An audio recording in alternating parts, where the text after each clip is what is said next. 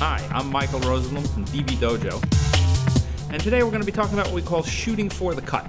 This is a completely different way of working with a small camera and an edit system, and it's going to make your shooting and your editing much more focused, much easier, and frankly much more fun to do. These small DV cameras make it possible for anyone to pick up a camera and shoot. But the biggest change actually is not so much the cameras, it's the edit systems. Throughout the history of filmmaking, from the very first times where film were made all the way to Hollywood movies, a different person edits it than the one who shoots it. That means the person who's editing has never looked at the material that the person is shooting until they get it. And it means the person who's shooting really has no idea what the editor wants to do. That's the world almost every television and filmmaking operation has worked in since cameras were invented. That world made people work in a very different way. When you had a different editor cutting your own material, the rule was always shoot a lot so the editor has choices. But now you are the editor. In the second half of this instructional piece, we're going to teach you how to edit. So the point of shooting now is not to shoot a lot so the editor has a lot to choose from, because you are the editor, and that would be kind of an act of insanity. Instead, we're going to teach you to shoot specifically for the edit. When you finish shooting today, you are then going to edit this material onto a timeline. Know that when you start. What we're going to do here is focus your shooting so we narrow down your range and make the editing as simply as possible. The first time you go through this, it may seem a little confusing, but after you've done shooting and editing and shooting and editing 3, 4, 5, 6, 7, or 8 times, it's going to be fairly straightforward. The trick to shooting for the edit is up here, not in the camera. The camera is secondary. The trick is to think about what it is you're doing. You have the camera, it's in your hands, you can turn it on whenever you need it. So the trick here is to focus your shooting, not to shoot everything that happens and then plow through it later and say, well, I know there's a film buried in here somewhere, but rather instead to say, I have the camera and I want to be very specific about what it is that I shoot. Let's take an analogy of writing for a minute, which we'll come back to a lot.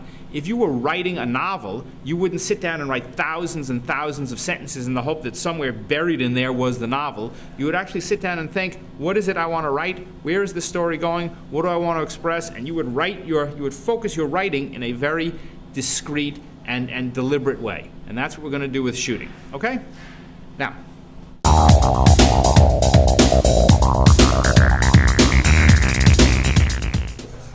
the very first thing I want you to do when you go to any shooting location is not to start shooting. I want you to put the camera away for a half an hour. And instead, I want you to walk the room. Walk the location, whether it's a hospital emergency room, or it's a dog grooming parlor, or it's a bar and a cafe like we have here. Walk the room and look around and list the events that you want to shoot. What do I mean by an event? I mean different things that happen. Let's say you go to a barber shop, one of my favorite places to start. Well, you might say cutting hair is an event, washing hair is an event, sweeping up the floor is an event, booking guests is an event, paying the bills is an event. All of these are discrete events and they all have to be shot in different ways. Let's say, just for argument's sake, that you went to a restaurant. What are 7 things that happen in a restaurant that you absolutely positively would shoot? Walk around the restaurant, look at them, list them. Don't shoot them yet. Just make a list in your own head. So what are 7 things that you can think of? What can you think of? Okay? People cooking the food, people eating the food, people paying the bill, people washing the dishes, people taking orders, people serving food, people hanging coats and checking coats. Those are 7 things. There are lots more, but those are 7 pretty good ones. Now, if you went into that restaurant and you shot each of those things, cooking the food, eating the food, preparing the food, washing the dishes, paying the bill, pouring the drinks, checking the coats, serving the food, if you shot each of those things as a little vignette, separately and discreetly, would you have enough material to make a minute to minute and a half piece about the restaurant? Think about it for a minute. Yeah, of course you would.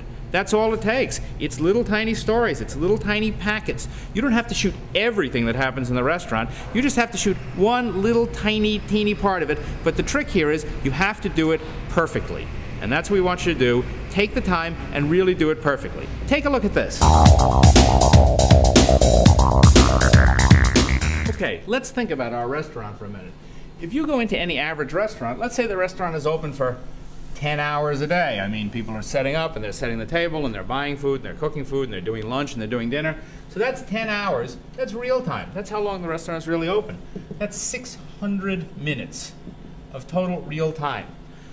All you want to do is make a film 1 minute to 1.5 minutes long. You really want to capture 1/600th of what happens in the course of a day. You don't have to shoot the entire day and then figure out later, oh, it's buried in there somewhere. The real place to focus and to think is before you start to shoot. So let's say you go in and let's say you shot 20 minutes of tape, which is what I'd like you to do for this exercise. You shoot 20 minutes of stuff, those 7 events, 1, 2, 3, 4, 5, 6, 7, and you shoot a total of 20 to 30 minutes. Well, what have you done? We've cut down from 600 minutes to 20 minutes, because in the end, when we go into the edit, the only thing we have in the edit is what we shot. All the other things no longer exist anymore.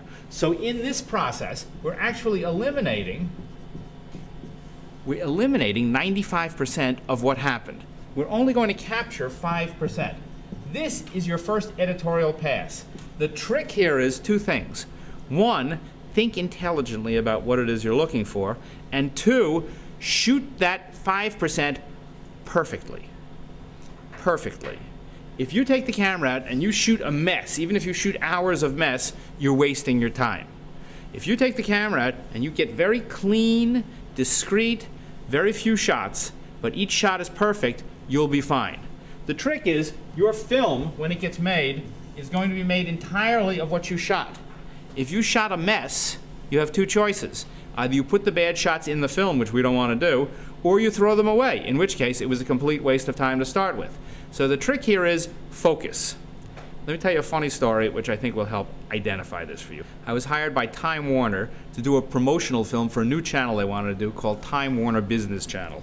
And they were going to go and run a 24-hour cable news channel around the world based in London, Tokyo, and New York, following the stock markets. My job was to make a promo to show what some of the pieces would look like. And in those days, I didn't shoot my own stuff. I used a cameraman. Reese Schoenfeld, who was the former president of CNN, hired me to go and make some of the pieces. And I was going to go to Bahrain in the Persian Gulf and do a story about oil being a big business story. Reese said to me, take Mario Biasetti. He's the best cameraman in Europe. So, fine. I went to Rome and I picked up Mario Biasetti and his assistant. Mario was probably about 65 or 70 years old, an old film guy. He had a giant Betacam and a tripod and an assistant. We all flew off to Bahrain first class. We went with a limo. We went to the 5-star hotel. And the next day, I had a 1-day permit to shoot all over Bahrain, and only 1 day. So we got up very early in the morning and we went to the waterfront. And it was beautiful. The sun was rising. Arab dhows were coming in and out. People were putting up the sails. The guys with the things on their head. The women were veiled. In the background, you could hear Allah. It was a magnificent place. And as a producer, I was looking around going, oh, get that, get that, get that, get that, get that. So many things I wanted to capture. And I looked at Mario with his camera, and he was doing this thing, you know? Not shooting, just doing this. We call this the Hollywood squares, right? Just playing director. So I was, you know, first few minutes, but Mario just kept doing this. Then he'd take his Betacam, and he'd move it an inch to the right, and look again. Take his camera, move it an inch to the left, look again, but he never shot anything. After a while, I started to get annoyed. I go, yo, Mario, let's shoot some tape. And Mario turned to me and went, calma, calma. And he went back to doing this.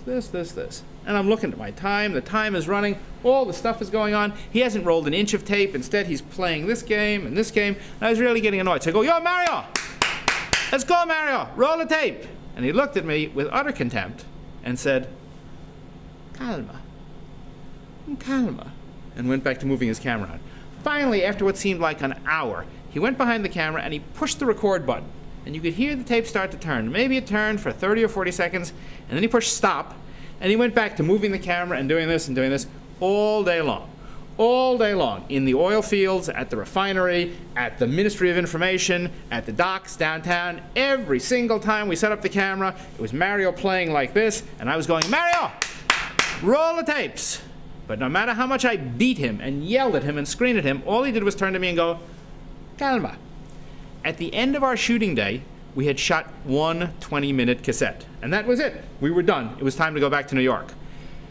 I must have spent $30,000 of Time Warner's money to go to Bahrain to shoot this one 20-minute cassette.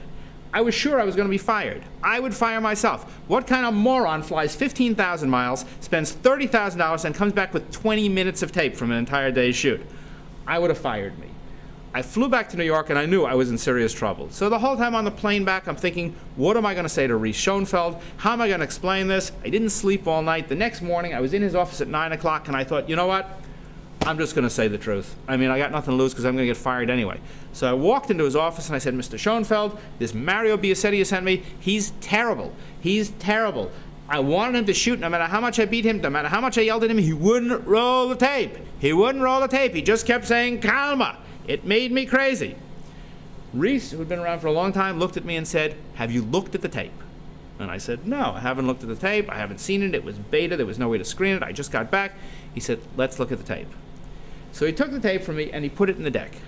And we looked at the 20 minutes. And I will tell you, after I looked at the 20 minutes, the most difficult problem I had was only being able to cut a minute and a half out of that 20 minutes because it meant I was going to have to lose 18 and a half minutes of footage. It was all perfect.